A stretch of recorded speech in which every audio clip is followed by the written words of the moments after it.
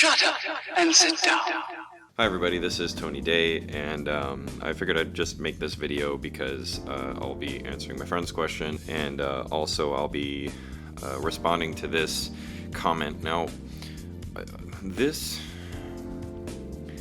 kind of comment really kind of bugs me sometimes because I feel like this is being said by somebody who really doesn't understand the tools for video making. Okay, LED is the ugliest constant light available. For video, I wouldn't use LED. Get a light stand and some big tungsten lights. I don't know what this person is shooting. Like, it sounds to me like this is somebody who doesn't shoot video, who's trying to make a claim about what to use for video, which is kind of ridiculous, okay? The thing with video is that generally the most practical thing is going to be what you want. And what I love about video makers is that we tend to use whatever it is that we can within the budget that we have to make whatever we can. I mean, I can tell you that in my experience shooting video, that in any situation I'm using, fluorescent tubes, like a Kino Divas are awesome in certain situations. Shooting with tungstens works really, really well in other situations. And of course, LEDs can't even be replaced by any other light source that I'm aware of. LEDs can fit in little areas. They burn cool so they don't heat up the room, which is actually really important. I use tungsten lights for several occasions where I wish I had either a fluorescent tube bank like a Kino set or had an LED set because the area was so small.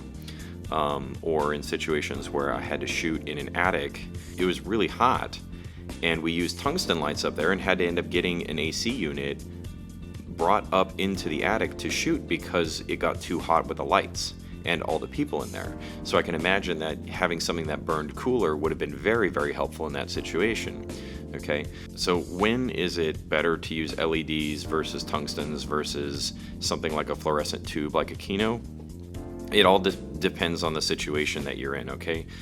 Each of these are going to offer different things, okay? So I'll tell you, in my experience, what's really great is tungstens when you can get them far back and you have some way of cooling down the room.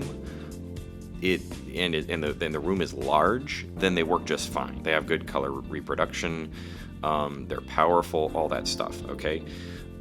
Where they kind of have issues is that they draw a lot of power, okay? So if you're shooting, which I have done, in an old house and you're not exactly sure how the electricity is going to work in there, you can short out the power in the house. You got to go to, of course, you got to know where the box is so you can flip all the switches back up, but sometimes it's hard to know how much power you can draw from it and how much you can't. Whereas in LEDs, you really never have to even worry about that. You can just plug those babies right into an outlet, never really have to worry about it, and you can just go on shooting.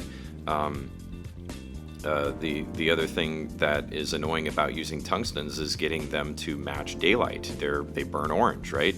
So you're going to end up, of course, if you already know how to color match, it's going to be easier. But if you're somebody who's not as well versed in it, you don't have a light meter that reads the Kelvin rating, you can't match it exactly, then it's nice to have something that already burns with the blue light when you need it, or with the orange light when you need it. Okay, so that is something that's very, very helpful for a lot of people. Here's just a story, okay? I shot an interview with Mike Garson, who was the pianist for David Bowie, and we were shooting in his little recording room, it was pretty small, and all we had was a set of 4 tungsten Aries. Okay, Aries are fantastic lights. There's nothing wrong with them. They're very, very good quality. It was so small in that little room with all of he had basically like 2 pianos and like a bunch of stuff that was kind of in the way, and we couldn't really move a lot of it. We didn't know how much power we were really going to need, and we only had an hour and a half to set up. So the only safe thing I could do was plug in 2 lights. And I had to plug in one relatively powerful light and bounce it off of a wall to hit the 2 people that were going to be on camera. And then I had to use one other one to bounce off the ceiling to try to give like an overall kind of soft light to the whole thing, right? So I had like my key light on the 2 people, and then I had the one light kind of giving like a fill to the whole room.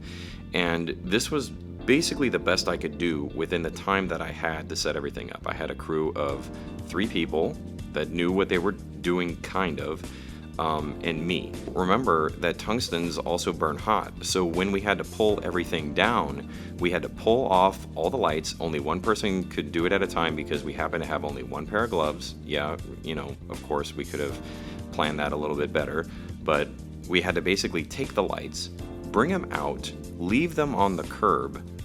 You know, someone had to watch them so that they could cool down before we could pack everything up and bring everything home. Okay, so we had to sit out on the curb for a while. Luckily, we banged it out. We got everything done.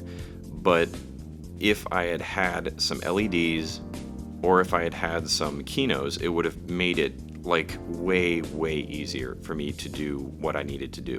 Okay, yes, tungsten lights can give you that really, you know, good color reproduction that everybody wants. LEDs now have come a long way from where they were, you know, even 5 years ago. There's some LEDs that have very high CRI. There are other lights such as fluorescent banks that you can use that are fantastic for doing interviews and a number of different things. And what people don't realize, like this person, is that video makers are content creators that are innovative with the way that they use the tools. We don't, you know, need to get the very highest quality thing in order to make good content. Okay, and what that means is that as a video maker, you can be so creative with a tool that is so usable in many different ways. Yes, the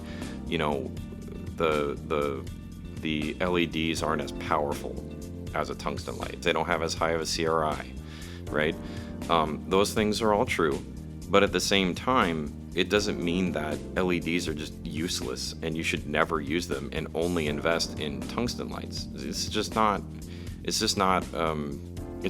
to me an informed person that says something like that. Okay, and not to mention that this person never even talks about all of the other kinds of lights that are available. And I hope I'm not boring you to tears, but that's the point. Okay, LEDs are awesome, tungstens are awesome, whatever. Okay, whatever stuff you need to get your stuff done, please do not listen to people like this guy.